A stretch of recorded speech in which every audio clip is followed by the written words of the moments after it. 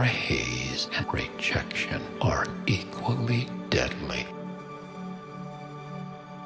All of us have experienced rejection, and all of us give out rejection. Nobody understands rejection better than Jesus. The scripture says he came to his own, and his own did not receive him. When Jesus was dealing with the high priests and the Jews, in his mercy, he would try to help them to see the truth, but here's how they responded. They put nails in his hands and nails in his feet and impaled him to a cross. The cross was personal. It was the Jewish leaders saying, "We've come to know you a little bit, and we hate you, and we're going to kill you." They didn't crucify him for anything he did.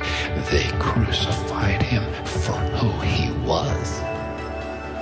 Rejection is personal. That's why it hurts so much. The rejection that Jesus faced was a trial to him. It was painful to Jesus. It hurt him, but it did not wound him. Rejection is always painful, but it never needs to wound you. Luke 23, verse 34. Then Jesus said, "Father, forgive them, for they do not know what they do." If we want to be healed from the sting of rejection, we must forgive those that have done wrong to us. When we forgive from our heart in that manner, it heals us. You won't be healed of rejection by analyzing the source of your rejection, but by looking at your source of acceptance. When God accepts me, I need acceptance from no one else.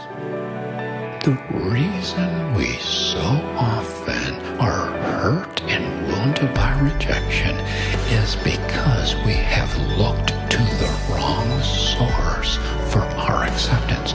If my soul yearns for someone's acceptance, I'll be wounded by their rejection. Jesus wants to deliver us from the tyranny of gaining our acceptance from people. This is how Jesus lived. He lived for the approval and acceptance of his Father. John 5:34, Jesus said, "I do not receive testimony from man." And then he goes on to say in John 5:41, "I do not receive honor from men." Whenever anybody honored him, Jesus refused to receive it. Jesus was not touched by the praise of man, so he was not wounded by the rejection of man. John 5:44. How can you believe who receive honor from one another and do not seek the honor that comes from the only God?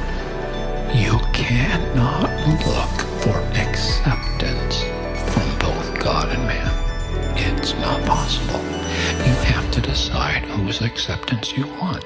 Do you want the approval of God, or do you want the approval of man? You've got to choose. You cannot serve two masters.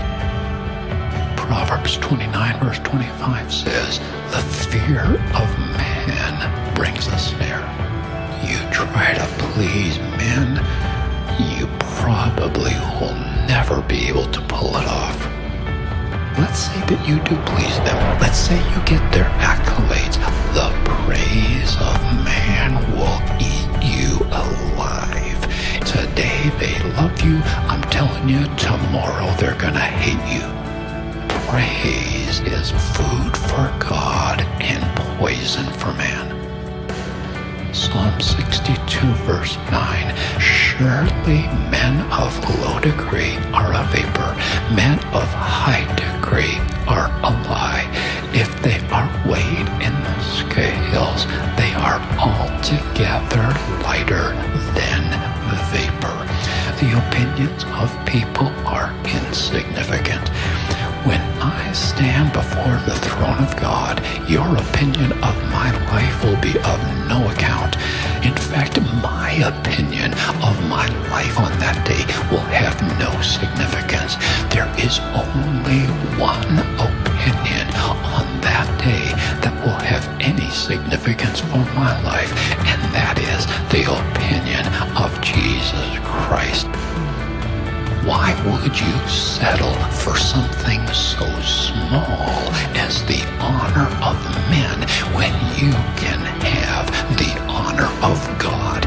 God can honor you so much more than man. Let the world reject me. Jesus is enough.